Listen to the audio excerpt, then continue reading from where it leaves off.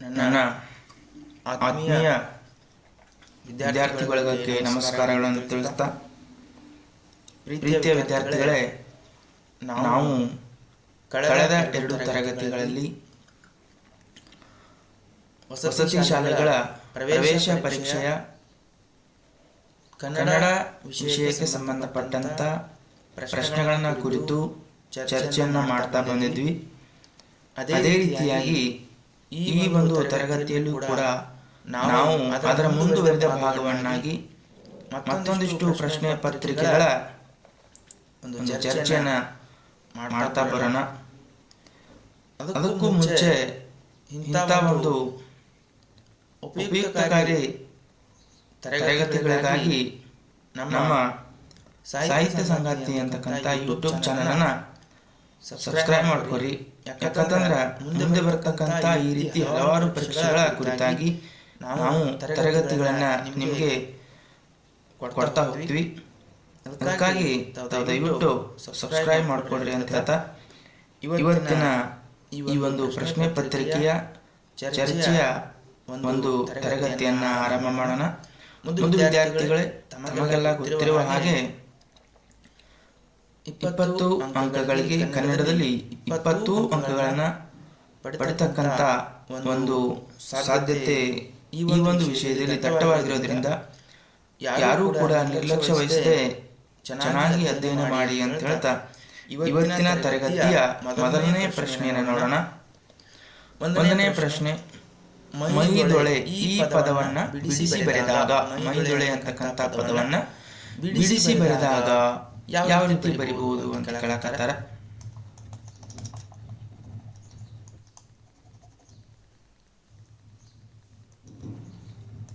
ಮೈದೊಳೆ ಪದವನ್ನ ಬಿಡಿಸಿ ಬರೆದಾಗ ಯಾವ ರೀತಿ ಬರಿಬಹುದು? ಮೈದೊಳೆ, ಮೈ ಪ್ಲಸ್ ದೊಳೆ, ಮೈ ಪ್ಲಸ್ ಹೊಳೆ, ಮೈ ಪ್ಲಸ್ ಹೊಳೆ, ಮೈ ಪ್ಲಸ್ ದೊಳೆ. ಇದಕ್ಕೆ ಸರಿಯಾದಂತ ಉತ್ತರ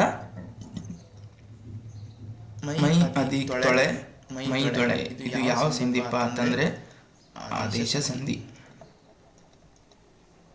ಆದೇಶ ಸಂಧಿಗೆ ಉದಾಹರಣೆ ಆಗತ್ತ. ಇನ್ನು ಎರಡನೇ ಪ್ರಶ್ನೆ, ಹುಂಚಿ ಮರ ಇದರ ಅರ್ಥ. ಹುಂಚಿ ಮರ ಇದರ ಅರ್ಥ ಹುಂಚಿಕಾಯಿ, ಹುಣಸೆ ಹಣ್ಣು, ಹುಣಸೆ ಮರ, ಹುಣಸೆ ಕಾಯಿ. ಸರಿಯಾದಂತ ಉತ್ತರ ಹುಂಚಿ ಮರ ಅಂತಂದ್ರೆ ಹುಣಸೆ ಮರ. ಇದು ಹುಣಸೆ ಮರ ಅಂತಕ್ಕಂಥದ್ದು ಇದು ಗ್ರಾಂಥಿಕ ರೂಪ. ಗ್ರಾಂಥಿಕ ರೂಪ ಹುಂಚಿ ಮರ ಅಂತಕ್ಕಂಥದ್ದು ನಾವು ಗ್ರಾಮ್ಯ ಭಾಷೆಯಲ್ಲಿ ಏನ್ ಮಾಡ್ತೀವಪ್ಪ ಅಂತಂದ್ರೆ ಬಳಸ್ತೀವಿ. ಹುಂಚಿ ಮರ ಅಂತ ಹೇಳಿದ್ರೆ ಅದರ ಗ್ರಾಂಥಿಕ ರೂಪ ಹುಣಸೆ ಮರ. ಇನ್ನು ಮೂರನೇ ಪ್ರಶ್ನೆ, ಚತುರ್ಥಿ ವಿಭಕ್ತಿ ಪ್ರತ್ಯಯ ಯಾವುದು? ಚತುರ್ಥಿ ವಿಭಕ್ತಿಯ ಪ್ರತ್ಯಯ ಯಾವುದು ಅಂತ ಕೇಳಕತ್ತಾರ. ಸರಿಯಾದಂತ ಉತ್ತರ ಆಪ್ಷನ್ ಸಿ, ಈಗೆ ಕೆ ಅಂತಕ್ಕಂಥದ್ದು ಚತುರ್ಥಿ ವಿಭಕ್ತಿಯ ಪ್ರತ್ಯಯ ಆಗ್ತದೆ. ಇನ್ನು ಉ ಅಂತಕ್ಕಂಥದ್ದು ಇದು ಪ್ರಥಮ ವಿಭಕ್ತಿಯ ಪ್ರತ್ಯಯ. ಅಣ್ಣು ದ್ವಿತೀಯ ವಿಭಕ್ತಿಯ ಪ್ರತ್ಯಯ. ಇಂದ ಅಂತಕ್ಕಂಥದ್ದು ತೃತೀಯ ವಿಭಕ್ತಿಯ ಪ್ರತ್ಯಯ ಆಗಿರ್ತದೆ. ವಿದ್ಯಾರ್ಥಿಗಳೇ, ನಾಲ್ಕನೇ ಪ್ರಶ್ನೆ, ತಂದೆಗೆ ಪತ್ರ ಬರೆಯುವಾಗ ಏನೆಂದು ಸಂಬೋಧನೆ ಬಳಸುತ್ತಾರೆ? ಅಕಸ್ಮಾತ್ ನೀವು ನಿಮ್ಮ ತಂದೆಗೆ ಪತ್ರವನ್ನು ಬರೆದಿದ್ರಪ್ಪ ಅಂತಂದ್ರೆ ಯಾವ ಸಂಬೋಧನೆಯನ್ನ ಬಳಸಬೇಕು ಅಂತ ಕೇಳಕತ್ತಾರ. ಆಪ್ಷನ್ ಎ ಮಾತೋಶ್ರೀ ಅಂತ ಐತಿ, ಬಿ ತೀರ್ಥ ರೂಪ ಅಂತ ಐತಿ, ಸಿ ಚಿರಂಜೀವಿ ಅಂತ ಐತಿ, ಮತ್ತು ಡಿ ನಲ್ಮಯ ಅಂತ ಐತಿ. ತಂದೆಗೆ ಯಾವ್ದು ಬಳಸ್ತೀವಿ ನಾವು ಅಂತಂದ್ರೆ ಆಪ್ಷನ್ ಬಿ ತೀರ್ಥ ರೂಪ ತಂದೆಯವರಿಗೆ ಅಂತ ಹೇಳಿ ಏನ್ ಮಾಡ್ತೀವಿ ಅಂತಂದ್ರೆ ನಾವು ಪತ್ರ ಬರೆಯುವಾಗ ಆ ಒಂದು ಸಂಬೋಧನೆಯನ್ನ ಬಳಸ್ತೀವಿ. ಸರಿಯಾದಂತ ಉತ್ತರ ತೀರ್ಥ ರೂಪ. ನಮ್ಮ ಮಾತೋಶ್ರೀ ಯಾವಾಗ ಬಳಸ್ತೀವಪ್ಪ ಅಂತಂದ್ರೆ ತಾಯಿಗೆ ಬರೆಯುವಾಗ ಮಾತೋಶ್ರೀ ಅಂತ ಬಳಸ್ತೀವಿ. ಇನ್ನು ಚಿರಂಜೀವಿ ಅಂತ ಯಾವಾಗ ಬಳಸ್ತೀವಿ ಅಂತ ನಮಗಿಂತಲೂ ಚಿಕ್ಕವರಿಗೆ ಚಿಕ್ಕವರಿಗೆ ಬರೆಯುವಾಗ ಏನ್ ಮಾಡ್ತೀವಪ್ಪ ಅಂತ ಚಿರಂಜೀವಿ ಅಂತ ಬಳಸ್ತೀವಿ. ನಲ್ಮೆಯ ಅಂತ ಯಾವಾಗ ಬಳಸ್ತೀವಿ? ಗೆಳೆಯ ಅಥವಾ ಗೆಳತಿಯರಿಗೆ ಬರೆಯುವಾಗ ಏನ್ ಮಾಡ್ತೀವಿ ಅಂತಂದ್ರೆ ನಲ್ಮೆಯ ಅಂತಕ್ಕಂಥ ಒಂದು ಸಂಬೋಧನೆಯನ್ನು ಬಳಸ್ತೀವಿ. ಇನ್ನು ಐದನೇ ಪ್ರಶ್ನೆ, ಗೆರಿಲ್ಲಾ ಯುದ್ಧದ ಮುಖ್ಯ ತಂತ್ರ ಯಾವುದು ಕೇಳಕತ್ತಾರ. ಗೆರಿಲ್ಲಾ ಯುದ್ಧದ ಮುಖ್ಯ ತಂತ್ರ, ಗೆರಿಲ್ಲಾ ಯುದ್ಧ ಅಂದ್ರೆ ಏನು ಅಂತ ಕೇಳಕತ್ತಾರ. ಆಪ್ಷನ್ಗಳನ್ನ ಶತ್ರುಗಳನ್ನ ಸತ್ಕರಿಸುವುದು, ಶತ್ರುಗಳನ್ನ ಪ್ರೀತಿಸುವುದು, ಶತ್ರುಗಳನ್ನ ಕಕ್ಕಾಬಿಕ್ಕಿಯಾಗಿ ಮನಿಸುವುದು, ಶತ್ರುಗಳ ಮೇಲೆ ಕಲ್ಲೆಸೆಯುವುದು. ಸರಿಯಾದಂತ ಉತ್ತರ ಏನಾಗತ್ತಪ್ಪ ಅಂತಂದ್ರೆ ಗೆರಿಲ್ಲಾ ಯುದ್ಧ ಅಂತಂದ್ರೆ ಶತ್ರುಗಳಿಗೆ ಗೊತ್ತಿರದೆ ಹಾಗೆ ಅಡಗಿ ಕೂತು ಏನ್ ಮಾಡೋದಪ್ಪ ಅಂತಂದ್ರೆ ಅವರನ್ನ ಹಿಂಬದಿಯಿಂದ ದಾಳಿ ಮಾಡೋದ್ರ ಮೂಲಕ ಅವ್ರ ಮೇಲೆ ಎರಗುವುದನ್ನು ನಾವೇನಂತ ಕರಿತೀವಪ್ಪ ಅಂತಂದ್ರೆ ಗೆರಿಲ್ಲಾ ಯುದ್ಧ ಅಂತ ಕರಿತಾ ಬರ್ತೀವಿ. ಹಾಗಾದ್ರೆ ಇದಕ್ಕೆ ಸರಿಯಾದಂತ ಉತ್ತರ ಆಪ್ಷನ್ ಸಿ, ಶತ್ರುಗಳನ್ನು ಕಕ್ಕಾಬಿಕ್ಕಿಯಾಗಿ ಮನಿಸುವುದು. ಅಂದ್ರೆ ಶತ್ರುಗಳಿಗೆ ಎಲ್ಲಿ ಏನಾಗತೈತಿ, ಯಾರು ದಾಳಿ ಮಾಡೋದನ್ನು ಗೊತ್ತಾಗುದಿಲ್ರಿ. ಹಿಂಬರಿಕಿಂದ ದಾಳಿ ಮಾಡಿದ್ರೆ ಆ ರೀತಿ ಆಗಿರ್ತಕ್ಕಂಥ ದಾಳಿ ಮಾಡೋದ್ರಿಂದ ಅವ್ರಿಗೆ ಎಲ್ಲಿಂದ ದಾಳಿ ಮಾಡತ್ತಲ್ಲ, ಯಾರು ಏನೋ ಗೊತ್ತಾಗುದಿಲ್ಲ. ಹಾಗಾಗಿ ಶತ್ರುಗಳನ್ನ ಕಕ್ಕಾಬಿಕ್ಕಿಯಾಗಿ ಮನಿಸುವುದು ಈ ಒಂದು ಗೆರಿಲ್ಲಾ ಯುದ್ಧದ ಮುಖ್ಯ ತಂತ್ರ ಆಗಿರ್ತದ. ಇನ್ನು 6ನೇ ಪ್ರಶ್ನೆ, ಒಂದು ಶಬ್ದವು ಇತರೆ ಹಲವಾರು ಅರ್ಥಗಳನ್ನ ಸೂಚಿಸುವ ಶಬ್ದಕ್ಕೆ ಹೀಗೆನ್ನುವರು. ಯಾವುದೋ ಒಂದು ಶಬ್ದ ಇತರೆ ಹಲವಾರು ಅರ್ಥಗಳನ್ನ ಸೂಚಿಸ್ತಕ್ಕಂತ ಒಂದು ಶಬ್ದಕ್ಕೆ ಅದಕ್ಕೇನಂತ ಕರಿತೀವಪ್ಪ ಅಂತ ಕೇಳಕತ್ತಾರ. ವಿರುದ್ಧ ಪದ ಅಂತ ಕರಿತೀವೋ, ನಾನಾರ್ಥಕ ಅಂತ ಕರಿತೀವೋ, ಸಮಾನಾರ್ಥಕ ಪದ ಅಂತ ಕರಿತೀವೋ, ವಿಶೇಷ ಪದ ಅಂತ ಕರಿತೀವಿ. ಯಾವ ಒಂದು ಈ ಒಂದು ಪದವನ್ನ ಈ ರೀತಿ ಕರಿತಾ ಬರ್ತೀವಿ ಅಂತಂದ್ರೆ ಸರಿಯಾದಂತ ಉತ್ತರ ನಾನಾರ್ಥಕ ಪದ ಅಂತೇಳಿ ಕರಿತಾ ಬರ್ತೀವಿ.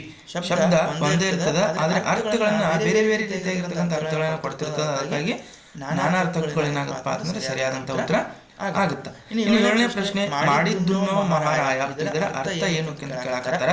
ನಮ್ಮ ಕೆಲಸದಂತೆ ನಮ್ಮ ಫಲ, ನಾವು ಮಾಡಿದ್ದು ರುಚಿಯಾಗಿರುತ್ತದೆ, ಮಾಡಿದ್ದನ್ನೇ ಊಟ ಮಾಡು, ಬೇರೆಯವರಿಗೆ ಉಣಿಸಬಾರದು ಅಂತಿದೆ. ಇದಕ್ಕೆ ಸರಿಯಾದಂತ ಉತ್ತರ ಮಾಡಿದ್ದುನೋ ಮಹಾರಾಯ. ನುಡಿಗಟ್ಟಿನ ಅರ್ಥ ಏನಪ್ಪಾ ಅಂತಂದ್ರ ನಮ್ಮ ಕೆಲಸದಂತೆ ನಮ್ಮ ಫಲ, ನಾವೇನ್ ಕೆಲಸ ಮಾಡ್ತೀವೋ ಅದೇ ರೀತಿಯಾಗಿ ನಮ್ಗ ಫಲ ಸಿಗ್ತಾ ಹೋಗುತ್ತ. ನಾವು ಕೆಟ್ಟದ್ ಮಾಡಿದ್ರೆ ನಮಗೂ ಕೆಟ್ಟದಾಗತ್ತ, ಒಳ್ಳೇದ್ ಮಾಡಿದ್ರೆ ನಮಗೂ ಯಾವ್ದೋ ಒಂದು ಮೂಲದಿಂದ ಒಳ್ಳೇದಾಗತ್ತ. ಅದಕ್ಕ ಮಾಡಿದ್ದುನೋ ಮಹಾರಾಯ ಅಂತೇಳಿ ನುಡಿಗಟ್ಟನ್ನ ನಾವು ಬಳಸ್ತೀವಿ. ಸರಿಯಾದಂತ ಉತ್ತರ ನಮ್ಮ ಕೆಲಸದಂತೆ ನಮ್ಮ ಫಲ. ಇನ್ನು 8ನೇ ಪ್ರಶ್ನೆ, ಈ ಕಾಡು ಹಸಿರು ತುಂಬಿ ಕಂಗೊಳಿಸುತ್ತಿದೆ, ಈ ವಾಕ್ಯದಲ್ಲಿ ಗುಣ ವಿಶೇಷಣ. ಈ ಕಾಡು ಹಸಿರು ತುಂಬಿ ಕಂಗೊಳಿಸುತ್ತಿದೆ, ಈ ವಾಕ್ಯದಲ್ಲಿರ್ತಕ್ಕಂಥ ಗುಣ ವಿಶೇಷಣ ಏನು ಅಂತ ಕೇಳಿದ್ರೆ ಕಾಡು, ತುಂಬಿ, ಹಸಿರು, ಕಂಗೊಳಿಸು ಈ ರೀತಿಯಾಗಿರ್ತಕ್ಕಂಥ ಆಯ್ಕೆಗಳನ್ನು ಕೊಟ್ಟಿದ್ದಾರೆ. ಸರಿಯಾದಂತ ಉತ್ತರ ಏನಾಗುತ್ತಪ್ಪ ಅಂತಂದ್ರೆ ಕಂಗೊಳಿಸು. ಕಂಗೊಳಿಸು ಅಂತಕ್ಕಂಥದ್ದು ಸರಿಯಾದಂತ ಉತ್ತರ ಆಗುತ್ತ.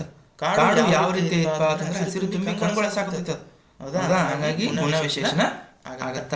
ಇನ್ನ 9ನೇ ಪ್ರಶ್ನೆ, ನೀರನ್ನು ದುರ್ಬಳಕೆ ಮಾಡಬೇಡಿ ಎಂದು ಹೇಳಿದ ಪ್ರಾಣಿ.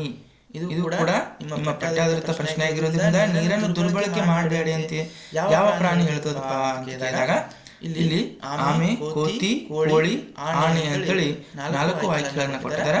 ಸರಿಯಾದಂತ ಉತ್ತರ ಏನಾಗತ್ತಪ್ಪ ಅಂತಂದ್ರೆ ಆಮೆ ಆಗತ್ತ. ಆಮೆ ಇದುದು ನೀರನ್ನು ದುರ್ಬಳಕೆ ಮಾಡಬೇಡಿ ಅಂತೇಳಿ ಹೇಳಿರ್ತದ. ಇನ್ನು 10ನೇ ಪ್ರಶ್ನೆ, ಉಚಿತ ಪದದ ಸಮಾನಾರ್ಥಕ ಪದ.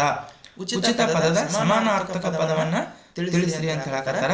ಖಚಿತ, ವಿರೋಚಿತ, ದುಡ್ಡು ಮತ್ತು ಪುಕ್ಕಟೆ ಅಂತೇಳಿ ಆಯ್ಕೆಗಳನ್ನ ಕೊಟ್ಟಿದ್ದಾರೆ. ಉಚಿತ ಅಂತಂದ್ರೆ ಉದ್ರಿ ಅಂತ ಏನು ಕರಿತಾ ಬರ್ತೀವಲ್ಲ, ಹೌದಾ? ಪುಕ್ಕಟೆ, ಪುಕ್ಸಟೆ ಅಂತ ಕರಿತಾ ಬರ್ತೀವಲ್ಲ, ಇದರ ಅರ್ಥ ಪುಕ್ಕಟೆ. ಉಚಿತ ಪದದ ಸಮಾನಾರ್ಥಕ ಪದ ಪುಕ್ಕಟೆ ಅಂತೇಳಿ ಸರಿಯಾದಂತ ಉತ್ತರ ಆಗತ್ತ.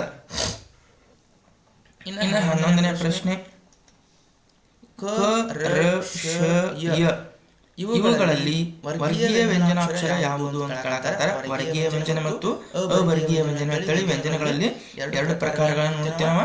ಅದರಲ್ಲಿ ಈ ಕೆಲವೊಂದಿಷ್ಟು ಅಕ್ಷರ ಕೊಟ್ಟಾರಲ್ಲಿ ಕ, ರ, ಶ, ಯ ಅಂತೇಳಿ ಇದರಲ್ಲಿ ವರ್ಗೀಯ ವ್ಯಂಜನಾಕ್ಷರ ಯಾವುದು ಅಂತ ಕೇಳಕತ್ತಾರ. ಸರಿಯಾದಂತ ಉತ್ತರ ಏನಾಗತ್ತಪ್ಪ ಅಂತಂದ್ರ ಆಪ್ಷನ್ ಸಿ, ಕ ಇದ್ದು ವರ್ಗೀಯ ವ್ಯಂಜನ ಆಗತ್ತ. ಇನ್ನು ಉಳಿದಂತ ಅಕ್ಷರಗಳೇನಾಗ್ತವಪ್ಪ ಅಂತಂದ್ರ ಅವರ್ಗೀಯ ವ್ಯಂಜನಾಕ್ಷರಗಳು. ಇನ್ನು 12ನೇದು, ಅಲ್ಲೊಂದು ಶಿಕ್ಷಕರ ಸಮೂಹವಿತ್ತು, ಈ ವಾಕ್ಯದಲ್ಲಿ ಅಡಿಗೆರೆ ಎಳೆದ ಪದದಲ್ಲಿನ ಒತ್ತಕ್ಷರ ಯಾವುದು? ಅಲ್ಲೊಂದು ಶಿಕ್ಷಕರ ಸಮೂಹವಿತ್ತು ಅಂತೇಳಿ ವಾಕ್ಯ ಕೊಟ್ಟಿದ್ದಾರೆ. ಅದರಲ್ಲಿ ಅಲ್ಲೊಂದು ಅಂತಕ್ಕಂಥ ಪದಕ್ಕೆ ಏನ್ ಮಾಡಿದಾರೆ ಅಂತಂದ್ರೆ ಅವರು ಅಂಡರ್ಲೈನ್ ಮಾಡಿದಾರೆ ಅಥವಾ ಅಡಿಗೆರೆ ಎಳೆದಿದ್ದಾರೆ. ಆ ಪದದಲ್ಲಿರ್ತಕ್ಕಂಥ ಒತ್ತಕ್ಷರ ಯಾವ ಪ್ರಕಾರದ್ದು ಅಂತ ಕೇಳಕತ್ತಾರ. ಇಲ್ಲಿ ನೋಡ್ರಿ, ಲಕ ಲದ ಒತ್ತು ಬಂದಿರೋದ್ರಿಂದ ಇದೊಂದು ಸಜಾತಿ ಸಂಯುಕ್ತಾಕ್ಷರ ಅಥವಾ ಸಜಾತಿ ಒತ್ತಕ್ಷರ ಅಂತೇಳಿ ನಾವು ನೋಡಬಹುದು. ಸರಿಯಾದಂತ ಉತ್ತರ ಸಜಾತಿ ಒತ್ತಕ್ಷರ. 13ನೇದು, ಈ ಕೆಳಗಿನ ಪದಗಳಲ್ಲಿ ರೂಢನಾಮ ಯಾವುದು ಅಂತ ಕೇಳಕತ್ತಾರ. ರೂಢನಾಮ ಅಂತಂದ್ರೆ ರೂಢಿಯಿಂದ ಬಂದಂತ ನಾಮಪದಗಳಿಗೆ ರೂಢನಾಮ ಅಂತೇಳಿ ನಾವು ಕರಿತಾ ಬರ್ತೀವಿ. ಇಲ್ಲಿ ನದಿ, ರಮೇಶ, ಗಂಗಾ, ಭಾರತ ಅಂತ ಏನ್ ಮಾಡಕತ್ತೀವಪ್ಪ ಅಂತಂದ್ರೆ 4 ಆಯ್ಕೆಗಳನ್ನ ನೋಡಕತ್ತೀವಿ. ಹಾಗಾದ್ರೆ ರೂಢನಾಮ ಯಾವುದು ಇದಕ್ಕೆ ಉದಾಹರಣೆ ಅಂತಂದ್ರೆ ಆಪ್ಷನ್ ಎ ನದಿ ಅಂತ ಆಗ್ತೈತಿ. ಯಾಕಪ್ಪ ಅಂತಂದ್ರ ನದಿ ಅಂತಕ್ಕಂಥದ್ದನ್ನ ನಾವು ಬಹಳ ಹಿಂದಿನಿಂದಲೂ ಕೂಡ ಏನ್ ಮಾಡ್ತೀವಪ್ಪ ಅಂದ್ರೆ ಈ ಒಂದು ಹೆಸರನ್ನ ಬಳಸ್ಕೊತಾ ಬಂದ್ವಿ. ಗಂಗಾ ಅಂತೇಳಿ ಒಂದು ನದಿಗೆ ನಾವು ಇಟ್ಟಂತ ಹೆಸರು ಇದು. ರಮೇಶ್ ಅಂತಕ್ಕಂಥದ್ದು ಕೂಡ ಒಬ್ಬ ವ್ಯಕ್ತಿಗೆ ಇಟ್ಟಂತ ಹೆಸರು. ಭಾರತ ಅಂತದ್ದು ಕೂಡ ಏನಪ್ಪಾ ಅಂತಂದ್ರೆ ಒಂದು ದೇಶಕ್ಕೆ ನಾವೇ ಇಟ್ಟಿರ್ತಕ್ಕಂಥ ಹೆಸರಾಗಿರೋದ್ರಿಂದ ಇವೆಲ್ಲ ಅಂಕಿತ ನಾಮಗಳಾಗ್ತಾವ. ನದಿ ಮಾತ್ರ ಏನಾಗತ್ತಪ್ಪ ಅಂತಂದ್ರ ರೂಢ ನಾಮ ಆಗತೈತಿ. 14ನೇ ಪ್ರಶ್ನೆ, ಇವುಗಳಲ್ಲಿ ಸರಿಯಾದ ಅರ್ಥ ನೀಡುವ ವಾಕ್ಯವನ್ನ ಗುರುತಿಸಿರಿ ಅಂತ ಹೇಳಕತ್ತಾರ. 4 ಆಯ್ಕೆಗಳನ್ನು ಕೊಟ್ಟಿದ್ದಾರೆ. ಮಾನ್ಯ ಪ್ರಧಾನಮಂತ್ರಿಗಳು ಪ್ರಶಸ್ತಿ ಪ್ರದಾನ ಮಾಡಿದರು. ಮಾನ್ಯ ಪ್ರಧಾನಮಂತ್ರಿಗಳು ಪ್ರಶಸ್ತಿ ಪ್ರದಾನ ಮಾಡಿದರು ಅಂತ ಆಯ್ಕೆ ಇದೆ. ಮಾನ್ಯ ಪ್ರಧಾನಮಂತ್ರಿಗಳು ಪ್ರಶಸ್ತಿ ಪ್ರದಾನ ಮಾಡಿದರು. ಪ್ರಶಸ್ತಿ ಪ್ರದಾನ ಮಾಡಿದರು ಅಂತೇಳಿ 3ನೇ ಆಯ್ಕೆ ಇದೆ. ಮಾನ್ಯ ಪ್ರಧಾನಮಂತ್ರಿಗಳು ಪ್ರಶಸ್ತಿ ಪ್ರದಾನ ಮಾಡಿದರು ಅಂತೇಳಿ 4 ಆಯ್ಕೆಗಳನ್ನು ಇವರು ನಮಗೆ ಇಲ್ಲಿ ಕೊಟ್ಟಿದ್ದಾರೆ. ಹಾಗಾದ್ರೆ ಸರಿಯಾದಂತ ಅರ್ಥವನ್ನ ಕೊಡ್ತಕ್ಕಂಥ ವಾಕ್ಯ ಯಾವುದು ಅಂತ ಕೇಳಕತ್ತಾರ. ಆಪ್ಷನ್ ಬಿ, ಮಾನ್ಯ ಪ್ರಧಾನಮಂತ್ರಿಗಳು ಪ್ರಶಸ್ತಿ ಪ್ರದಾನ ಮಾಡಿದರು ಅಂತಕ್ಕಂಥದ್ದನ್ನ ನಾವಿಲ್ಲಿ ಸರಿಯಾಗಿರ್ತಕ್ಕಂಥ ಒಂದು ಅರ್ಥವನ್ನ ಕೊಡ್ತಕ್ಕಂಥ ವಾಕ್ಯ ಅಂತ ಹೇಳಿ ಗುರುತಿಸಬಹುದು. ಇನ್ನ 15ನೇ ಪ್ರಶ್ನೆ, ಪಂಜೆ ಮಂಗೇಶರಾಯರನ್ನು ಹೀಗೆನ್ನುವರು. ಮಕ್ಕಳ ಕವಿಯಾಗಿರ್ತಕ್ಕಂಥ ಪಂಜೆ ಮಂಗೇಶರಾಯರನ್ನ ಯಾವ ರೀತಿ ಕರೀತಾರ ಅಂತ ಕೇಳಕತ್ತಾರ. ಆಪ್ಷನ್ ಎ, ಮಕ್ಕಳ ಕವಿತೆಗಳ ಶಿಲ್ಪಿ ಅಂತ ಕರೀತಾರೋ, ಮಕ್ಕಳ ಕವಿತೆಗಳ ರಾಜ ಅಂತ ಕರೀತಾರೋ, ಮಕ್ಕಳ ಕವಿತೆಗಳ ಕಣ್ಮಣಿ ಅಂತ ಕರೀತಾರೋ, ಮಕ್ಕಳ ಕವಿತೆಗಳ ರತ್ನ ಅಂತೇಳಿ 4 ಆಯ್ಕೆಗಳನ್ನು ಕೊಟ್ಟಿದ್ದಾರೆ. ಹಾಗಾದ್ರೆ ಪಂಜೆ ಮಂಗೇಶರಾಯನ ನಾವು ಯಾವ ರೀತಿ ಕರಿತೀವಪ್ಪ ಅಂತಂದ್ರೆ ಆಪ್ಷನ್ ಬಿ, ಮಕ್ಕಳ ಕವಿತೆಗಳ ಕಣ್ಮಣಿ ಅಂತೇಳಿ ಏನ್ ಮಾಡ್ತೇವ್ರ ನಾವು ಕರಿತೀವಿ. 16ನೇ ಪ್ರಶ್ನೆ, ನಾಯಿಯು ಒಂದು ವಿಶ್ವಾಸಿಕ ಪ್ರಾಣಿ. ಅಡಿಗೆರೆ ಎಳೆದ ಪದದ ವಿರುದ್ಧ ಪದವನ್ನ ಗುರುತಿಸಿರಿ ಅಂತ ಹೇಳಕತ್ತಾರ. ನಾಯಿಯು ಒಂದು ಅವಿಶ್ವಾಸಿಕ ನಾಯಿಯು ಒಂದು ವಿಶ್ವಾಸಿಕ ಪ್ರಾಣಿ. ನಾಯಿ ಒಂದು ವಿಶ್ವಾಸಿಕ ಪ್ರಾಣಿ ಅಂತೇಳಿ ಈ ವಿಶ್ವಾಸಿಕ ಪದಕ್ಕೆ ಅವರ ಅಡಿಗೆರೆ ಎಳೆದಿದ್ದಾರೆ. ಈ ಅವಿಶ್ವಾಸಿಕ ಪದದ ವಿರುದ್ಧ ಪದವನ್ನ ಗುರುತಿಸಿರಿ ಅಂತ ಹೇಳಕತ್ತಾರ. ಶ್ವಾಸ, ವಿನಾಶ, ಅವಿನಾಶ, ಅವಿಶ್ವಾಸ ಅಂತ 4 ಆಯ್ಕೆ ಕೊಟ್ಟಿದ್ದಾರೆ. ವಿಶ್ವಾಸಿಕ ಪದದ ವಿರುದ್ಧ ಪದ ಏನಪ್ಪಾ ಅಂತಂದ್ರ ಆಪ್ಷನ್ ಡಿ, ಅವಿಶ್ವಾಸ. ವಿಶ್ವಾಸ, ಅವಿಶ್ವಾಸ ಅಂತೇಳಿ ನಾವು ವಿರುದ್ಧ ಪದವನ್ನ ನೋಡ್ತೀವಿ. 17ನೇ ಪ್ರಶ್ನೆ, ಬ ಅಧಿಕ ಯ ಅಧಿಕ ರ ಅಧಿಕ ಇ ಕ ಅಧಿಕ ಎ ಈ ಗುಣಿತಾಕ್ಷರವನ್ನ ಕೂಡಿಸಿ ಬರೆದಾಗ ಬ ಅಧಿಕ ಅ.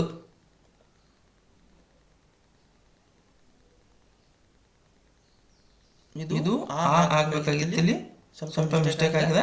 ಬ ಅಧಿಕ ಆ, ಯ ಅಧಿಕ ರ ಅಧಿಕ ಇ ಕ ಅಧಿಕ ಎ ಇವನ್ನೆಲ್ಲ ಕೂಡಿಸಿ ಬರೆದಾಗ ಏನಾಗತ್ತಪ್ಪ ಅಂತಂದ್ರೆ ಬಯಾರಿಕೆ ಆಗುತ್ತೋ, ಬಾಯಾರಿಕ ಆಗುತ್ತೋ, ಬಾಯಾರಿಕೆ ಆಗುತ್ತೋ, ಬಾಯಾರಿಕೆ ಆಗುತ್ತೋ ಏನಾಗತ್ತಪ್ಪ ಅಂತಂದ್ರೆ ಸರಿಯಾದಂತ ಉತ್ತರ ಬ ಅಧಿಕ ಅಂದ್ರೆ ಬ ಆಗತ್ತ, ಯ ಅಧಿಕ ಅಂದ್ರೆ ಯಾ ಆಗತ್ತ, ರ ಅಧಿಕ ಅಂದ್ರೆ ರಿ ಆಗತ್ತ, ಕ ಅಧಿಕ ಅಂದ್ರೆ ಕೆ ಆಗತ್ತ. ಬಾಯಾರಿಕೆ ಅಂತಕ್ಕಂಥದ್ದು ಇದಕ್ಕ ಸರಿಯಾದಂತ ಉತ್ತರ ಆಗ್ತೈತಿ. ಆಪ್ಷನ್ ಸಿ ಏನಂತಂದ್ರೆ ಇದಕ್ಕ ಸರಿಯಾದಂತ ಉತ್ತರ. 18 ಪ್ರಶ್ನೆ, 18 ನಂಬರ್, ಯೋಗವಾಹಗಳು ಯಾವುವು? ಯೋಗವಾಹಗಳು ಯಾವುವು ಅಂತ ಕೇಳತ್ತಾರ.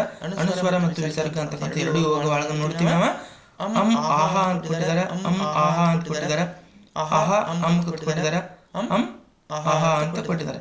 ಹೌದಾ? ಸರಿಯಾದಂತ ಉತ್ತರ ಇದು ಅ ಆಗ್ಬೇಕಾಗಿತ್ತು. ಪ್ರಿಂಟ್ ಮಿಸ್ಟೇಕ್ ಆಗಿ ಏನಾಗಿತ್ತಪ್ಪ ಅಂತಂದ್ರೆ ಆ ಅಂತ ಆಗೈತಿ. ಸರಿಯಾದಂತ ಉತ್ತರ ಅಂ ಆಹ ಅಂತಕ್ಕಂಥ 2 ಯೋಗ ವಾಹಗಳು. ಹೌದಾ? 19ನೇ ಪ್ರಶ್ನೆ, ಕಾಡು ನಿಮಗೂ ಬೇಕು ಎಂದು ಎಚ್ಚರಿಸಿದವರು ಯಾರು? ಕಾಡು ನಮಗೂ ಬೇಕು ಮತ್ತು ನಿಮಗೂ ಬೇಕು ಅಂತೇಳಿ ಯಾವ ಪ್ರಾಣಿ ಎಚ್ಚರಿಕೆಯನ್ನ ಕೊಡ್ತದ ಅಂತೇಳಿ ಕೇಳತ್ತಾರ. ಸರಿಯಾದಂತ ಉತ್ತರ ಮಂಗ ಏನಾಗುತ್ತ ಅಂತಂದ್ರ ಕಾಡು ನಮಗೂ ಬೇಕು ನಿಮಗೂ ಬೇಕು ಅಂತೇಳಿ ನಮಗ ಎಚ್ಚರಿಕೆಯನ್ನ ಕೊಟ್ಟಿರ್ತದೆ. 20ನೇ ಪ್ರಶ್ನೆ, ಕೊಟ್ಟಿರುವ ಪದ ಬಳಸಿ ಅರ್ಥಪೂರ್ಣವಾಗಿ ವಾಕ್ಯ ರಚಿಸಿರಿ ಅಂತ ಹೇಳಕತ್ತಾರ. ಕೆಲವೊಂದಿಷ್ಟು ಪದಗಳನ್ನ ಇಲ್ಲಿ ಅವ್ರೇನ್ ಮಾಡಿದಾರಪ್ಪ ಅಂತಂದ್ರೆ ಕೊಟ್ಟಾರ. ಆ ಪದಗಳನ್ನ ಬಳಸಿಕೊಂಡು ಅರ್ಥಪೂರ್ಣವಾಗಿರ್ತಕ್ಕಂಥ ವಾಕ್ಯವನ್ನ ರಚನೆ ಮಾಡ್ರಿ ಅಂತೇಳಿ ನಮ್ಗೆ ಹೇಳಕತ್ತಾರ. ಏನ್ ಮಾಡೋಣಪ್ಪ ಅಂತಂದ್ರೆ ಇಲ್ಲಿ ನಾವು ವಾಕ್ಯವನ್ನ ರಚನೆ ಮಾಡೋಣ. ನದಿಗಳು ಅಪಾಯಕಾರಿ ಮಲಿನಗೊಂಡ ಜೀವ ಸಂಕುಲಕ್ಕೆ ಅಂತೇಳಿ ಪದಗಳನ್ನ ಕೊಟ್ಟಿದ್ದಾರೆ. ಇದನ್ನ ಸರಿಯಾದಂತಹ ಒಂದು ಅರ್ಥಪೂರ್ಣವಾಗಿ ವಾಕ್ಯವನ್ನು ಮಾಡಬೇಕಾಗಿದೆ. ಏನ್ ಮಾಡಬಹುದು? ಇಲ್ಲಿ ನಾವು ನಂಬರ್ ಬರ್ಬೇಕು. ನದಿಗಳು 1ನೇ ಪದ, 2ನೇ ಪದ, 3ನೇ ಪದ ಮತ್ತು 4ನೇ ಪದ ಅಂತ ನೋಡಿದಾಗ ನಾವೇನ್ ಮಾಡಬಹುದಪ್ಪ ಅಂತಂದ್ರೆ ಈ ರೀತಿ ಬರ್ಕೋಬಹುದಾ? ಮಲಿನಗೊಂಡ ನದಿಗಳು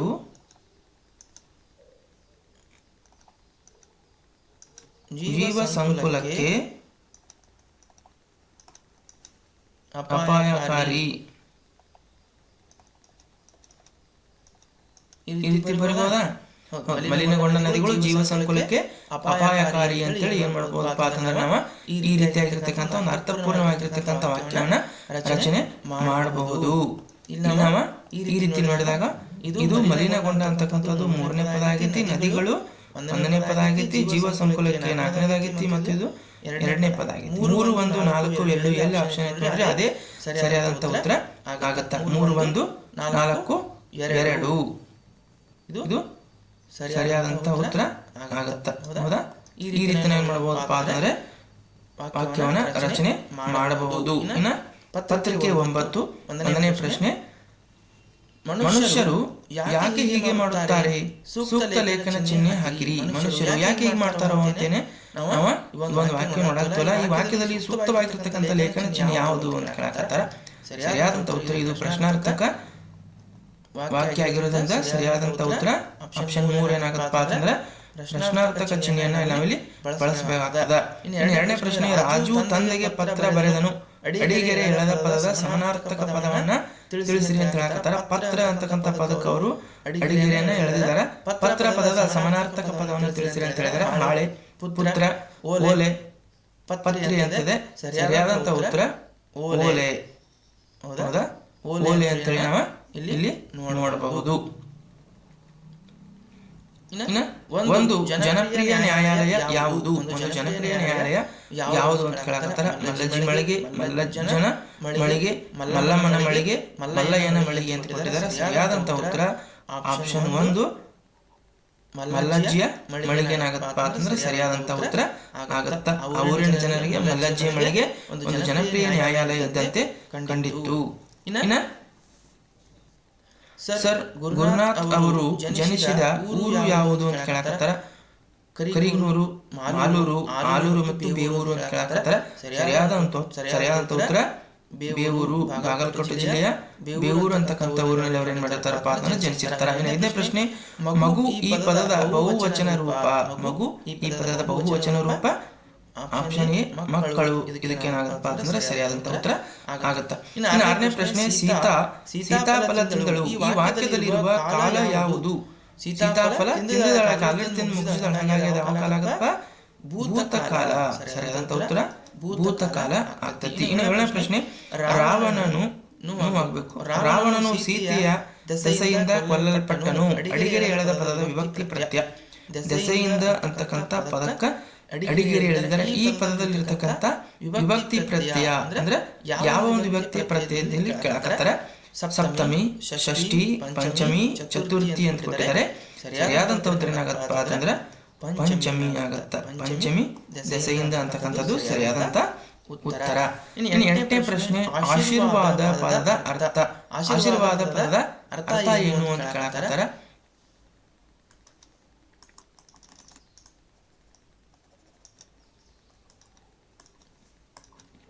ಆಶೀರ್ವಾದ ಪದದ ಅರ್ಥ ಅಂತ ಕೇಳಕತ್ತಾರ. ಹಾರೈಕೆ, ಪ್ರೀತಿ, ತೆಗಳು, ದ್ವೇಷ ಅಂತೇಳಿ ಆಯ್ಕೆ ಕೊಟ್ಟಿದ್ದಾರೆ. ಸರಿಯಾದಂತ ಉತ್ತರ ಹಾರೈಸೋದು. ಆಶೀರ್ವಾದ ಮಾಡೋದು ಅಂತಂದ್ರೆ ಹಾರೈಸೋದು, ಶುಭವನ್ನು ಹಾರೈಸೋದು ಅಥವಾ ಅವ್ರಿಗೆ ನಾವೇನ್ ಮಾಡೋದಪ್ಪ ಅಂತಂದ್ರೆ ಆಶೀರ್ವಾದವನ್ನ ನೀಡುವುದು ಅಂತಕ್ಕಂಥ ಅರ್ಥವನ್ನ ಈ ಪದ ಕೊಡ್ತದ. ಇನ್ನ ಮಹೇಶ ಈ ಪದ ಯಾವ ಸಂಧಿಗೆ ಉದಾಹರಣೆ ಅಂತ ಕೇಳಕತ್ತಾರ. ಮಹೇಶ ಯಾವ ಸಂಧಿಗೆ ಉದಾಹರಣೆ ಅಂತ ಕೇಳಕತ್ತಾರ. ಗುಣಸಂಧಿ, ಆಗಮ ಸಂಧಿ, ಆದೇಶ ಸಂಧಿ ಮತ್ತು ಲೋಪ ಸಂಧಿ ಅಂತೇಳಿ ಆಯ್ಕೆಗಳನ್ನ ಕೊಟ್ಟಿದ್ದಾರೆ. ಸರಿಯಾದಂತ ಉತ್ತರ ಏನಾಗತ್ತಪ್ಪ ಅಂತಂದ್ರ ಗುಣಸಂಧಿ ಆಗತ್ತ. ಗುಣಸಂಧಿ ಆಗುತ್ತೆ. ಇನ್ನು ಯಾವ ರೀತಿ ಇದನ್ನ ಬಿಡಿಸಿ ಬರೀಬಹುದಪ್ಪ ಅಂತಂದ್ರೆ ಮಹಾ ಪ್ಲಸ್ ಈಶ, ಮಹೇಶ, ಮಹೇಶ. ಇಲ್ಲಿ ಅಧಿಕ ಈ ಈಜ್ವಲ್ ಟು ಎ ಆಗತ್ತ. ಹಂಗಾಗಿ ಇದು ಗುಣಸಂಧಿಗೆ ಉದಾಹರಣೆ ಆಗ್ತಾ ಬರ್ತದ. ಇನ್ನು 10ನೇ ಪ್ರಶ್ನೆ, ನಾನು ಇದನ್ನು ಆರಿಸಿದರೆ ಜನ ಏನಂದಾರು. ನಾನು ಇದನ್ನು ಆರಿಸಿದರೆ ಜನ ಏನಂದಾರು. ಯಾವ್ದನ್ನ ಆರಿಸಿದ್ರೆ ಜನ ಏನಂತಾರೆ ಅಂತೇಳಿ ಅವ್ರು ಕೇಳಕತ್ತಾರಪ್ಪ. ಇದು ಕೂಡ ನಿಮ್ಮ ಪಾಠ ಆಧಾರಿತ ಪ್ರಶ್ನೆ ಆಗಿರೋದ್ರಿಂದ ನಾನು ಮತ್ತು ಹುಂಚಿ ಮರ ಅಂತಕ್ಕಂಥ ಒಂದು ಪೂರಕ ಪಾಠದಲ್ಲಿ ಬಂದಿರತಕ್ಕಂಥ ಒಂದು ವಾಕ್ಯ ಇದು. ಯಾವ್ದನ್ನ ಆರಿಸಿದ್ರೆ ಜನ ಏನಂದಾರು ಅಂತ ಹೇಳ್ತಾನೆ ಅಂದ್ರೆ ನಾವು ಮಾವಿನ ಹೂವು, ಬೇವಿನ ಹೂವು, ಹುಂಚಿ ಹೂವು, ಹುಂಚಿ ಹಣ್ಣು. ಅದೇನಾಗಿರ್ತಪ್ಪ ಅಂತಂದ್ರ ಹುಂಚಿ ಹೂವು ಅಲ್ಲೆಲ್ಲ ನೆಲ ತುಂಬೆಲ್ಲ ಬಿದ್ದಿರ್ತದ, ಅದನ್ನ ಆರಿಸಿದ್ರೆ ಜನ ಏನಂದಾರು ಅಂತೇಳಿ ಏನ್ ಮಾಡ್ತಾನ ಅವ ಕೇಳ್ತಿರ್ತಾನ. ಸರಿಯಾದಂತ ಉತ್ತರ ಹುಂಚಿ ಹೂವು. ಇನ್ನ ಕೊಟ್ಟಿರುವ ಪದಗಳನ್ನ ರಚಿಸಿ ಕೊಟ್ಟಿರುವ ಪದಗಳನ್ನ ಬಳಸಿ ಅರ್ಥಪೂರ್ಣ ವಾಕ್ಯ ರಚಿಸಿರಿ ಅಂತ ಕೇಳಕತ್ತಾರ. ಇಲ್ಲಿ ಕೆಲವೊಂದಿಷ್ಟು ಪದಗಳನ್ನ ಕೊಟ್ಟಿದ್ದಾರೆ, ಆ ಪದಗಳನ್ನು ಬಳಸಿಕೊಂಡು ಸರಿಯಾದಂತಹ ಒಂದು ಅರ್ಥಪೂರ್ಣವಾಗಿರುವ ವಾಕ್ಯವನ್ನು ರಚಿಸಿರಿ ಅಂತ ಹೇಳಕತ್ತಾರ. ಕಪ್ಪಾದ ಉದಯಿಸುವ ಸೂರ್ಯನನ್ನು ಮರೆ ಮಾಡಿದ್ದವು ಮೋಡಗಳು ಅಂತೇಳಿ ಏನ್ ಮಾಡಿದಾರೆ ಪದಗಳನ್ನ ಕೊಟ್ಟಿದ್ದಾರೆ. ಅದನ್ನ ಸರಿಯಾದ ಒಂದು ಅರ್ಥಪೂರ್ಣವಾಗಿರ್ತಕ್ಕಂಥ ವಾಕ್ಯವನ್ನು ನಾವು ರಚನೆ ಮಾಡಬೇಕಾಗಿದೆ. ಹಾಗಾಗಿ ಯಾವ ರೀತಿ ಮಾಡೋಣ ಅಂತ ಹೇಳಿ ನೋಡೋಣ. ಈ ರೀತಿ ಮಾಡಬಹುದಾ? ಮೊದಲನೇದು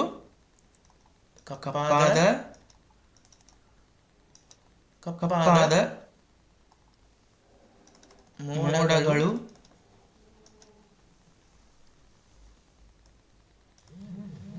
ಉದಯಿಸುವ ಸೂರ್ಯನನ್ನು ಮರೆ ಮಾಡಿದ್ದವು.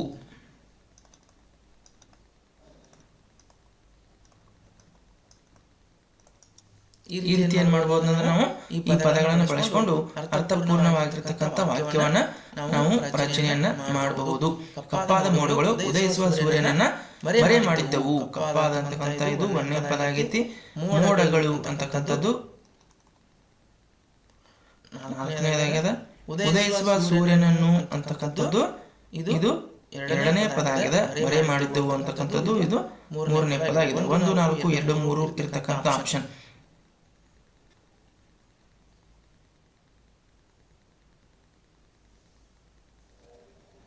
ಈ ರೀತಿ ಬರಿಬಹುದಾ? ಈ ರೀತಿನೂ ಬರಿಬಹುದು. ಕಪ್ಪಾದ ಮೋಡಗಳು ಉದಯಿಸುವ ಸೂರ್ಯನನ್ನ ಮರೆ ಮಾಡಿದ್ದು. ಈ ರೀತಿನೂ ಬರಿಬಹುದು. ಇನ್ನೊಂದು ರೀತಿಯಲ್ಲಿ ಯಾವ ರೀತಿ ಬರಿಬಹುದಪ್ಪ ಅಂದ್ರೆ ಉದಯಿಸುವ ಸೂರ್ಯನನ್ನು ಕಪ್ಪಾದ ಮೋಡಗಳು ಮರೆ ಮಾಡಿದ್ದವು. ಆ ರೀತಿನೂ ಕೂಡ ಬರಿಬಹುದು. ಉದಯಿಸುವ ಸೂರ್ಯನನ್ನು ಮೊದಲು ಬರೆದ ಇದು 2, ಇದು 1, ಇದು 3, ಇದು 4. ಉದಯಿಸುವ ಸೂರ್ಯನನ್ನು ಕಪ್ಪಾದ ಮೋಡಗಳು ಮರೆ ಮಾಡಿದ್ದವು. 2, 1, 4, 3 ಇರ್ತಕ್ಕಂಥ ಆಪ್ಷನ್ ಕೂಡ ಸರಿಯಾಗ್ತಕ್ಕಂಥ ಒಂದು ಚಾನ್ಸಸ್ ಇರುತ್ತೆ. ಇದು ಕೂಡ ಸರಿಯಾದಂತ ಉತ್ತರ ಆಗುತ್ತೆ. ಹೌದಾ? ಉದಯಿಸುವ ಸೂರ್ಯನನ್ನ ಕಪ್ಪಾದ ಮೋಡಗಳು ಮರೆ ಮಾಡಿದ್ದವು. ಈ ರೀತಿ ಕೂಡ ಬರಿಬಹುದು. ಕಪ್ಪಾದ ಮೋಡಗಳು ಉದಯಿಸುವ ಸೂರ್ಯನನ್ನ ಮರೆ ಮಾಡಿದ್ದವು. ಈ ರೀತಿ ಕೂಡ ಬರಿಬಹುದು. ಇನ್ನ 12ನೇ ಪ್ರಶ್ನೆ, ಆರೋಗ್ಯ ಪದದ ವಿರುದ್ಧ ಪದ ರೋಗ, ಅಯೋಗ್ಯ, ಅನಾರೋಗ್ಯ, ಯೋಗ ಅಂತೇಳಿ ನೋಡ್ತಾ ಬರ್ತೀವಿ. ಸರಿಯಾದಂತ ಉತ್ತರ ಅನಾರೋಗ್ಯ. ಆರೋಗ್ಯ ಪದದ ವಿರುದ್ಧ ಪದ ಅನಾರೋಗ್ಯ.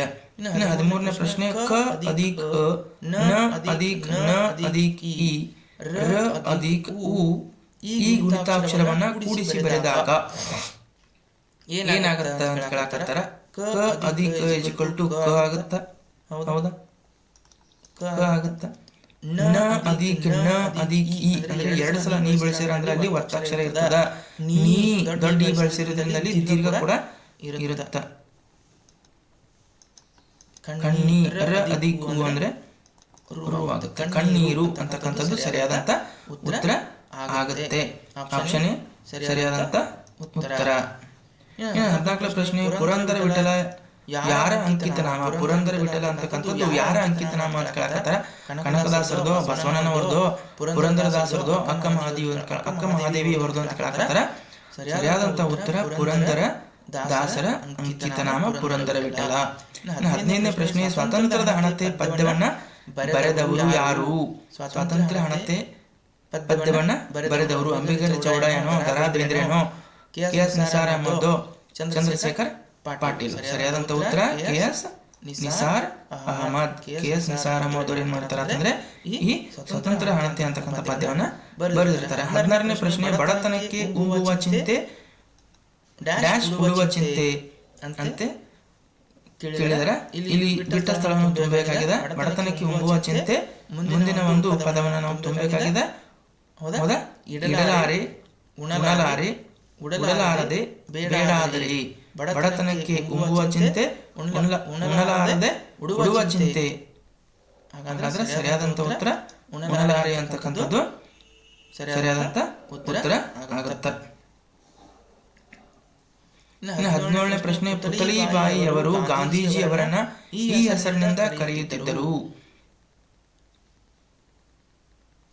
ಪುತಳಿಬಾಯಿಯವರು ಗಾಂಧೀಜಿಯವರನ್ನ ಈ ಹೆಸರಿನಿಂದ ಕರೆಯುತ್ತಿದ್ದರು. ಯಾವ ಹೆಸರಿನಿಂದ ಕರೀತಿದ್ರು? ಮಹಾತ್ಮ ಅಂತ ಕರಿತಿದ್ರು, ಕರಮ್ಚಂದ್ ಅಂತ ಕರಿತಿದ್ರು, ಮೋನು ಪಾಪು ಅಂತ ಕರಿತಿದ್ರು, ಮೋಹನ್ ಅಂತ ಕರಿತಾ ಇದ್ರು. ಅಂತಂದ್ರೆ ಮಹಾತ್ಮ ಅಂತೇಳಿ ಕರಿತಾ ಇದ್ರು. 18ನೇ ಪ್ರಶ್ನೆ, ಸ್ವರಗಳ ಸಹಾಯದಿಂದ ಉಚ್ಚರಿಸಲ್ಪಡುವ ಅಕ್ಷರಗಳಿಗೆ ಏನೆಂದು ಕರೆಯುವರು? ಸ್ವರಗಳ ಸಹಾಯದಿಂದ ಉಚ್ಚರಿಸಲ್ಪಡ್ತಕ್ಕಂಥ ಅಕ್ಷರಗಳಿಗೆ ಏನಂತ ಕರೀತಾರು ಅಂತ ಕೇಳತ್ತಾರ. ಸ್ವರಗಳು, ಅನುನಾಸಿಕಗಳು, ವ್ಯಂಜನಗಳು, ಯೋಗವಾಹಗಳು ಅಂತ ಕೇಳಿದಾರೆ. ಸರಿಯಾದಂತ ಉತ್ತರ ಏನಾಗತ್ತಪ್ಪ ಅಂತಂದ್ರ ಆಪ್ಷನ್ ಬಿ, ವ್ಯಂಜನಗಳು ಅಂತೇಳಿ ಸರಿಯಾದಂತ ಉತ್ತರ ಆಗುತ್ತೆ. ವ್ಯಂಜನಗಳನ್ನ ನಾವು ಸ್ವರಗಳ ಸಹಾಯದಿಂದ ಉಚ್ಚಾರ ಮಾಡ್ತೀವಿ. ಇನ್ನು 19ನೇ ಪ್ರಶ್ನೆ, ಅರಳಲಿಲ್ಲ, ಉರಳಲಿಲ್ಲ, ಮುಳುಗಲಿಲ್ಲ. ಅರಳಲಿಲ್ಲ, ಉರುಳಲಿಲ್ಲ, ಮುಳುಗಲಿಲ್ಲ, ಅರಳಲಿಲ್ಲ, ಉರುಳಲಿಲ್ಲ ಒಂದು ಭಾಗ. ಅಂದ್ರೆ ಮುಂದಿನ ಭಾಗ ಮುಳುಗಲಿಲ್ಲ, ಮುಂದ ಒಂದು ಪದವನ್ನು ತುಂಬಬೇಕಾಗಿದೆ. ಅದಕ್ಕೆ ಸರಿಯಾದಂತ ಆಯ್ಕೆಗಳನ್ನು ಕೊಟ್ಟಿದ್ದಾರೆ. ಹೌದಾ? ಹಾರಲಿಲ್ಲನೋ, ತೋರಲಿಲ್ಲನೋ, ತೇಲಲಿಲ್ಲನೋ, ಏರಲಿಲ್ಲನೋ ಅಂತ ಹೇಳಿದರೆ ಸರಿಯಾದಂತ ಉತ್ತರ ಅರಳಲಿಲ್ಲ, ಉರುಳಲಿಲ್ಲ, ಮುಳುಗಲಿಲ್ಲ, ತೇಲಲಿಲ್ಲ. ಸರಿಯಾದಂತ ಉತ್ತರ ತೇಲಲಿಲ್ಲ ಆಗ್ತದ. ಇನ್ನ 20ನೇ ಪ್ರಶ್ನೆ, ರೈತನು ಭತ್ತವನ್ನ ಚೀಲದಲ್ಲಿ ತುಂಬುವನು. ಈ ವಾಕ್ಯದಲ್ಲಿನ ಕ್ರಿಯಾಪದ ಯಾವ ಒಂದು ಪದ ಕ್ರಿಯೆಯನ್ನ ಸೂಚಿಸ್ತಕ್ಕಂಥ ಪದ ಆಗಿತ್ತು ಅಂತ ಕೇಳಕತ್ತಾರ. ರೈತ ಚೀಲ ಭತ್ತ ತುಂಬುವನು ಅಂತ ಕೊಟ್ಟಿದ್ದಾರೆ. ಸರಿಯಾದಂತ ಉತ್ತರ ತಮಗೆಲ್ಲ ಗೊತ್ತಿರುವ ಹಾಗೆ ಕ್ರಿಯಾಪದ ತುಂಬುವನು ಅಂತಕ್ಕಂಥದ್ದು ಆಗತ್ತ. ಸರಿಯಾದಂತ ಉತ್ತರ ತುಂಬುವನು. ಇನ್ನ ಮುಂದಿನ ಪ್ರಶ್ನೆ ಪತ್ರಿಕೆ ನೋಡೋದಾದ್ರೆ, ಈ ಗಾದೆ ಪೂರ್ಣಗೊಳಿಸಿರಿ. ಮೂರ್ತಿ ಚಿಕ್ಕದಾದರೂ, ಮೂರ್ತಿ ಚಿಕ್ಕದಾದರೂ ಡ್ಯಾಶ್ ದೊಡ್ಡದು ಅಂತ ಕೊಟ್ಟಿದ್ದಾರೆ. ಕೀರ್ತಿ, ಸೇಡು, ಅಪಕೀರ್ತಿ, ಸಹನೆ ಅಂತ ಕೇಳಿದರೆ ಸರಿಯಾದಂತ ಉತ್ತರ ಕೀರ್ತಿ. ಆಪ್ಷನ್ ಎ ಕೀರ್ತಿ ಸರಿಯಾದಂತ ಉತ್ತರ ಆಗುತ್ತೆ. ಮೂರ್ತಿ ಚಿಕ್ಕದಾದರೂ ಕೀರ್ತಿ ದೊಡ್ಡದು. 2ನೇ ಪ್ರಶ್ನೆ, ಕೊಟ್ಟಿರುವ ಪದ ಬಳಸಿ ಅರ್ಥಪೂರ್ಣ ವಾಕ್ಯ ರಚಿಸಿರಿ. ಕೊಟ್ಟಿರುವ ಪದ ಬಳಸಿ ಅರ್ಥಪೂರ್ಣ ವಾಕ್ಯವನ್ನು ರಚಿಸಿರಿ ಅಂತ ಹೇಳ್ತಾರೆ. ತಂದನು ಮಿಠಾಯಿ ಧಾರವಾಡದಿಂದ ನನ್ನ ತಂದೆ ಅಂತಿದೆ. ಹೌದಾ? ಸರಿಯಾದಂತ ಉತ್ತರ ಏನಾಗತ್ತಪ್ಪ ಅಂತಂದ್ರೆ ನನ್ನ ತಂದೆ ಧಾರವಾಡದಿಂದ ಮಿಠಾಯಿ ತಂದನು ಅಂತೇಳಿ ನಾವು ಬರಿಬಹುದು. ನನ್ನ ತಂದೆ ಧಾರವಾಡದಿಂದ ಮಿಠಾಯಿ ತಂದನು ಅಂತೇಳಿ ನಾವು ಬರಿಬಹುದು. ಸರಿಯಾದಂತ ಉತ್ತರ ಏನಾಗತ್ತಪ್ಪ ಅಂತಂದ್ರೆ ಇದನ್ನ ಫಸ್ಟ್ ಬರೆದು ಇದನ್ನ ಈ ರೀತಿ ಉಲ್ಟಾ ಬರ್ಕೋತಾದ್ರೆ ಸರಿಯಾದಂತ ಉತ್ತರ ಬರ್ತದೆ. ಹಾಗಾಗಿ 4, 3, 2, 1 ಅಂತಕ್ಕಂಥದ್ದು ಸರಿಯಾದಂತ ಉತ್ತರ ಆಗುತ್ತೆ. ಹೌದಾ? ನನ್ನ ತಂದೆ ಧಾರವಾಡದಿಂದ ಮಿಠಾಯಿ ತಂದನು ಅಂತಕ್ಕಂಥದ್ದನ್ನ ನಾವು ಇಲ್ಲಿ ಬರಿಬಹುದು. ಇನ್ನು 3ನೇ ಪ್ರಶ್ನೆ, ಗುಂಪಿಗೆ ಸೇರದ ಪದ ಆರಿಸಿ ಬರೆ ಅಂತಿದೆ. ಸೂರ್ಯ, ದಿನಕರ, ಭಾಸ್ಕರ, ಚಂದ್ರ ಅಂತ ಕೊಟ್ಟಿದ್ದಾರೆ. ಇದರಲ್ಲಿ ಗುಂಪಿಗೆ ಸೇರದ ಪದ ಯಾವುದು ಅಂತ ಕೇಳಿದರೆ ಸರಿಯಾದಂತ ಉತ್ತರ ಏನಾಗತ್ತಪ್ಪ ಅಂತಂದ್ರೆ ಚಂದ್ರ ಅಂತಕ್ಕಂಥ ಆಪ್ಷನ್ ಬಿ ಚಂದ್ರ ಸರಿಯಾದಂತ ಉತ್ತರ ಆಗುತ್ತೆ. ಗುಂಪಿಗೆ ಸೇರಂಗಿಲ್ಲ. ಯಾಕೆ ಸೇರಂಗಿಲ್ಲಪ್ಪ ಅಂತಂದ್ರೆ ಸೂರ್ಯ, ದಿನಕರ, ಭಾಸ್ಕರ ಅಂತಕ್ಕಂಥವು ಇದು ಸೂರ್ಯನ ಸಮಾನಾರ್ಥಕ ಪದಗಳಾಗಿರೋದ್ರಿಂದ ಚಂದ್ರ ಒಂದು ಬೇರೆ ಆಗ್ತದೆ. ಹಾಗಾಗಿ ಚಂದ್ರ ಸರಿಯಾದಂತ ಉತ್ತರ ಆಗ್ತೈತಿ. ಇನ್ನು ಕನ್ನಡದಲ್ಲಿ ಒಟ್ಟು ಅವರ್ಗೀಯ ವ್ಯಂಜನಗಳು ಎಷ್ಟು ಅಂತ ಕೇಳ್ತಾರೆ. 9, 25, 15, 34 ಕೇಳಿದ್ರೆ ಸರಿಯಾದಂತ ಉತ್ತರ 9. ಕನ್ನಡದಲ್ಲಿ ಅವರ್ಗೀಯ ವ್ಯಂಜನಗಳ ಸಂಖ್ಯೆ 9, ವರ್ಗೀಯ ವ್ಯಂಜನಗಳ ಸಂಖ್ಯೆ 25, ಒಟ್ಟು ವ್ಯಂಜನಗಳ ಸಂಖ್ಯೆ 34.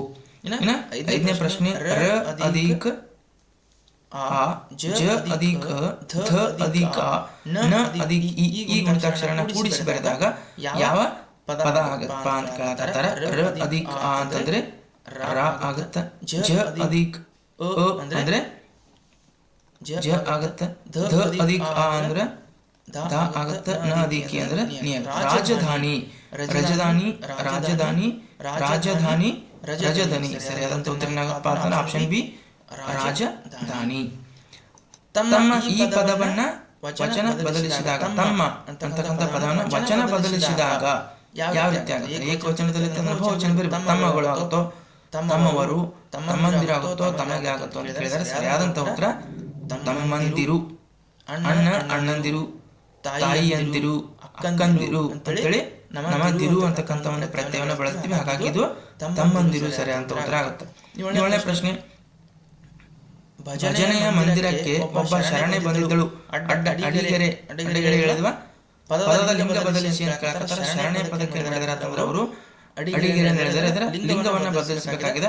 ಶರಣೆ ಸ್ತ್ರೀಲಿಂಗ ಐತಿ, ಇದನ್ನ ಪುಲ್ಲಿಂಗಕ್ಕೆ ಬಳಸಿದಾಗ ಏನಾಗತ್ತಪ್ಪ ಅಂತಂದ್ರೆ ಬದಲಾಯಿಸಿದಾಗ ಶರಣ ಆಗುತ್ತೆ. ಸರಿಯಾದಂತ ಉತ್ತರ ಆಪ್ಷನ್ ಎ ಶರಣ ಆಯ್ತೈತಿ. ಇನ್ನು 8ನೇ ಪ್ರಶ್ನೆ ಕಿವುಡ ಇದು ಯಾವ ಪದ ಅಂತ ಕೇಳಿದ್ರೆ ರೂಢನಾಮ, ಅಂಕಿತನಾಮ, ಅನ್ವರ್ತನಾಮ, ಸರ್ವನಾಮ ಅಂತ ಕೇಳಕತ್ತಾರ. ಸರಿಯಾದಂತ ಉತ್ತರ ಏನಾಗತ್ತಪ್ಪ ಅಂತಂದ್ರೆ ಅನ್ವರ್ತನಾಮ. ಅನ್ವರ್ತನಾಮ ಅದು ಸರಿಯಾದಂತ ಉತ್ತರ ಆಗತ್ತ. ಹೌದಾ? ಕಿವುಡ, ಕುಂಟ, ಮೂಕ ಇವೆಲ್ಲ ಅನ್ವರ್ತನಾಮಕ್ಕೆ ಉದಾಹರಣೆ. ಇನ್ನು 9ನೇ ಪ್ರಶ್ನೆ ಸ್ವರ್ಗ ಈ ಪದದ ವಿರುದ್ಧ ಪದ. ಸ್ವರ್ಗ ಪದಕ್ಕೆ ವಿರುದ್ಧ ಪದ ಯಾವುದು ಅಂತ ಕೇಳಿದ್ರೆ ಸಹನೆ, ತಾಳ್ಮೆ, ಪ್ರೀತಿ, ನರಕ ಅಂತ 4 ಆಯ್ಕೆ ಕೊಟ್ಟಿದ್ರೆ ಸರಿಯಾದಂತ ಉತ್ತರ ನರಕ ಅನ್ನೋದು ಸರಿಯಾದಂತ ಉತ್ತರ ಆಗತ್ತ. ಇನ್ನು 10ನೇ ಪ್ರಶ್ನೆ ಯುದ್ಧ ಪದದ ಸಮಾನಾರ್ಥಕ ಪದಗಳು. ಯುದ್ಧ ಪದದ ಸಮಾನಾರ್ಥಕ ಪದಗಳು ಕದನ, ಸಮರ, ಕದನ ಗೆಲುವು, ರಣರಂಗ ಸಮಾಧಾನ, ಸಮರ ಸೋಲು ಅಂತ ಕೊಟ್ಟಿದ್ದಾರೆ. ಯುದ್ಧ ಪದದ ಸಮಾನಾರ್ಥಕ ಪದ ಯಾವಪ್ಪ ಅಂತಂದ್ರೆ ಕದನ ಮತ್ತು ಸಮರ. ಕದನ, ಸಮರ, ಕಾಳಗ. ಹೌದಾ? ಈ ರೀತಿ ನಾವು ಬಳಸಬಹುದು. ಇನ್ನು 11ನೇ ಪ್ರಶ್ನೆ ಮರವನ್ನು ಆಗಮ ಸಂಧಿ ಆದ್ರೆ ಮಳೆಗಾಲ ಯಾವ ಸಂಧಿ ಅಂತ ಕೇಳಕತ್ತಾರ. ಇದನ್ನ ಯಾವ ರೀತಿ ಬರಿಬಹುದಪ್ಪ ಅಂತಂದ್ರೆ ಮಳೆ ಪ್ಲಸ್ ಕಾಲ ಬರಿಬಹುದು. ಇದು ಮಳೆಗಾಲ ಆಗ್ತೈತಿ. ಹಾಗಾದ್ರೆ ಇದು ಯಾವ ಸಂಧಿ ಅಂತ ಕೇಳಕತ್ತಾರ. ಸರಿಯಾದಂತ ಉತ್ತರ ಆದೇಶ ಸಂಧಿ ಆಗ್ತೈತಿ. ಹೌದಾ? ಸರಿಯಾದಂತ ಉತ್ತರ ಆದೇಶ ಸಂಧಿ. 12ನೇ ಪ್ರಶ್ನೆ ಗಿಡವನ್ನು ದ್ವಿತೀಯ ವಿಭಕ್ತಿ ಆದ್ರೆ ಗಿಡಕ್ಕೆ ಅಂತಕ್ಕಂಥದ್ದು ಯಾವ ವಿಭಕ್ತಿ ಕೇಳಕತ್ತಾರ. ಗಿಡವನ್ನು ಅಂತಕ್ಕಂಥದ್ದು ದ್ವಿತೀಯ ವಿಭಕ್ತಿ ಆದ್ರೆ ಗಿಡಕ್ಕೆ ಅಂತಕ್ಕಂಥದ್ದು ಯಾವ ವಿಭಕ್ತಿ ಆಗತ್ತಪ್ಪ ಅಂತಂದ್ರೆ ಚತುರ್ಥಿ ವಿಭಕ್ತಿ ಆಗತ್ತ. ಹೌದಾ? 13ನೇ ಪ್ರಶ್ನೆ ಎಲ್ಲರೂ ಒಟ್ಟಾಗಿ ಬಾಳಿದರೆ ಹೇಗೆ ಇರಬಹುದು ಅಂತ ಕೇಳಕತ್ತಾರ. ಎಲ್ಲರೂ ಒಟ್ಟಾಗಿ ಬಾಳಿದರೆ ನಾವು ಸುಖವಾಗಿ ಇರಬಹುದು. ಸರಿಯಾದಂತ ಉತ್ತರ ಸುಖವಾಗಿ. ಇನ್ನು 14ನೇ ಪ್ರಶ್ನೆ ಈಗ ಬೇಡ ಮಕ್ಕಳೇ ಸಂಜೆ ಬನ್ನಿ ಈ ಮಾತನ್ನು ಯಾರು ಹೇಳಿದರು. ಈಗ ಬೇಡ ಮಕ್ಕಳೇ ಸಂಜೆ ಬನ್ನಿ ಅಂತೇಳಿ ಈ ಮಾತನ್ನು ಯಾರು ಹೇಳ್ತಾರಪ್ಪ ಅಂತಂದ್ರೆ ವೈದ್ಯರು ಹೇಳ್ತಾರೆ. ಯಾಕಂದ್ರೆ ಅವರ ಸ್ನೇಹಿತರು ಆಸ್ಪತ್ರೆಯಲ್ಲಿ ಇರ್ತಾರಪ್ಪ ಅಂತಂದ್ರೆ ದಾಖಲಾಗಿರ್ತಾರೆ. ಅವಾಗ ವೈದ್ಯರು ಏನ್ ಮಾಡ್ತಾರ ಅಂತಂದ್ರೆ ಈ ಒಂದು ಮಾತನ್ನ ಅವರಿಗೆ ಹೇಳ್ತಾರೆ. 15ನೇ ಪ್ರಶ್ನೆ ಬೇವೂರರು ಯಾವಾಗ ಭಾರತೀಯ ಸೇನಾಪಡೆ ಸೇರಿದರು ಅಂತ ಕೇಳಕತ್ತಾರ. ಬೇವೂರರು ಯಾವಾಗ ಭಾರತೀಯ ಸೇನಾಪಡೆಯನ್ನ ಸೇರಿದ್ರು ಅಂತ ಹೇಳಿ ಕೇಳಕತ್ತಾರ. ಸರಿಯಾದಂತ ಉತ್ತರ 1947 ಅಂತ ಕೊಟ್ಟಿದ್ದಾರೆ, 1847 ಅಂತ ಕೊಟ್ಟಿದ್ದಾರೆ, 1937 ಅಂತ ಕೊಟ್ಟಿದ್ದಾರೆ, 1837 ಅಂತ ಕೊಟ್ಟಿದ್ದಾರೆ. ಇದಕ್ಕೆ ಸರಿಯಾದಂತ ಉತ್ತರ ಏನಾಗತ್ತಪ್ಪ ಅಂತಂದ್ರೆ ಆಪ್ಷನ್ ಬಿ 1937 ಏನ್ ಮಾಡ್ತಾರ ಅಂತಂದ್ರೆ ಬೇವೂರರು ಭಾರತೀಯ ಸೇನಾಪಡೆಯನ್ನು ಅವರು ಸೇರಿರ್ತಾರ. ಇನ್ನ ಸಂಗೊಳ್ಳಿ ರಾಯಣ್ಣನ ಹುಟ್ಟೂರು ಯಾವ ಜಿಲ್ಲೆಯಲ್ಲಿದೆ ಅಂತ ಕೇಳ್ತಾರ. ಬೆಳಗಾವಿ, ಧಾರವಾಡ, ವಿಜಯಪುರ, ಬೀದರ್. ಸಂಗೊಳ್ಳಿ ರಾಯಣ್ಣ ಯಾವ ಒಂದು ಜಿಲ್ಲೆಯಲ್ಲಿ ಹುಟ್ಟತಾನಪ್ಪ ಅಂತಂದ್ರೆ ಸರಿಯಾದಂತ ಉತ್ತರ ನಮ್ಮ ಬೆಳಗಾವಿ ಜಿಲ್ಲೆಯಲ್ಲಿ ಅವರು ಹುಟ್ಟಿರ್ತಾರ. ಇನ್ನು 17ನೇ ಪ್ರಶ್ನೆ ಸಂಗೊಳ್ಳಿ ರಾಯಣ್ಣನ ಗದ್ಯವನ್ನ ಬರೆದವರು ಯಾರು. ಸಂಗೊಳ್ಳಿ ರಾಯಣ್ಣ ಅಂತಕ್ಕಂಥ ಒಂದು ಗದ್ಯ ಪಾಠವನ್ನ ಬರೆದವರು ಯಾರು ಅಂತ ಕೇಳಕತ್ತಾರ. ಎಚ್.ಎಸ್. ಗುರುನಾರಾಯಣ, ನಾರಾಯಣಾಚಾರ್ಯ, ಎಚ್.ಎಸ್. ಸತ್ಯನಾರಾಯಣ, ಎಚ್.ಎಸ್. ಗುರಾಚಾರ್ಯ ಅಂತ ಕೇಳಿದ್ರೆ ಸರಿಯಾದಂತ ಉತ್ತರ ಎಚ್.ಎಸ್. ಸತ್ಯನಾರಾಯಣ ಅಂತಕ್ಕಂಥವ್ರು ಈ ಒಂದು ಸಂಗೊಳ್ಳಿ ರಾಯಣ್ಣ ಅಂತಕ್ಕಂಥ ಗದ್ಯವನ್ನ ಬರೆದಿದ್ದಾರೆ. 19ನೇ ಪ್ರಶ್ನೆ ರಾಮನ ಹತ್ತಿರ ದೊಡ್ಡ ವಿಮಾನವಿದೆ ಈ ವಾಕ್ಯದಲ್ಲಿರುವ ಗುಣ ವಿಶೇಷಣ ಯಾವುದು ಕೇಳಕತ್ತಾರ. ರಾಮನ ಹತ್ತಿರ ಒಂದು ದೊಡ್ಡ ವಿಮಾನ ಐತಂತ್ರಿ, ಅದಕ್ಕ ಆ ವಾಕ್ಯದಲ್ಲಿರ್ತಕ್ಕಂಥ ಗುಣ ವಿಶೇಷಣ ಯಾವ್ದು ಕೇಳಕತ್ತಾರ. ವಿಮಾನ ಎಂತದೈತ್ರಿ? ದೊಡ್ಡದೈತಿ. ಹೌದಾ? ಸರಿಯಾದಂತ ಉತ್ತರ ಏನಾಗತ್ತಪ್ಪ ಅಂತಂದ್ರೆ ದೊಡ್ಡ ಅಂತಕ್ಕಂಥದ್ದು ಗುಣ ವಿಶೇಷಣ ಆಗತ್ತ. ಇನ್ನು 20ನೇ ಪ್ರಶ್ನೆ ಚಂಪಾ ಇವರ ಪೂರ್ಣ ಹೆಸರು. ಚಂಪಾ ಇವರ ಪೂರ್ಣ ಹೆಸರು ಏನಂತ ಕೇಳಕತ್ತಾರ. ಚಂದ್ರಪ್ಪ ಪಾಟೀಲ, ಚಂದನಗೌಡ ಪಾಟೀಲ, ಚಂದ್ರಶೇಖರ ಗೌಡ ಪಾಟೀಲ, ಚಂದ್ರಶೇಖರ ಪಾಟೀಲ ಅಂತ 4 ಆಯ್ಕೆಗಳನ್ನು ಕೊಟ್ಟಿದಾರ. ಸರಿಯಾದಂತ ಉತ್ತರ ನೋಡೋದಾದ್ರೆ ನಾವು ಚಂದ್ರಶೇಖರ ಪಾಟೀಲ್ ಅಂತಕ್ಕಂಥದ್ದು ಚಂಪಾ ಅವರ ಪೂರ್ಣ ಹೆಸರು ಆಗಿರ್ತದ ವಿದ್ಯಾರ್ಥಿಗಳೇ. ಹೌದಾ? ಇನ್ನ ಮತ್ತೆ ಮುಂದಿನ ತರಗತಿಯಲ್ಲಿ ಏನ್ ಮಾಡೋಣಪ್ಪ ಅಂತಂದ್ರೆ ಮತ್ತೆ ಬೇರೆ ಬೇರೆ ಪ್ರಶ್ನೆ ಪತ್ರಿಕೆಗಳನ್ನ ನಾವು ನೋಡ್ತಾ ಬರೋಣ.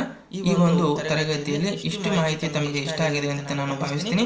ದಯವಿಟ್ಟು ಇಷ್ಟ ಆಗಿತ್ತಪ್ಪ ಅಂತಂದ್ರೆ ನಮ್ಮ ಚಾನಲ್ನ ಸಬ್ಸ್ಕ್ರೈಬ್ ಮಾಡ್ಕೊರಿ.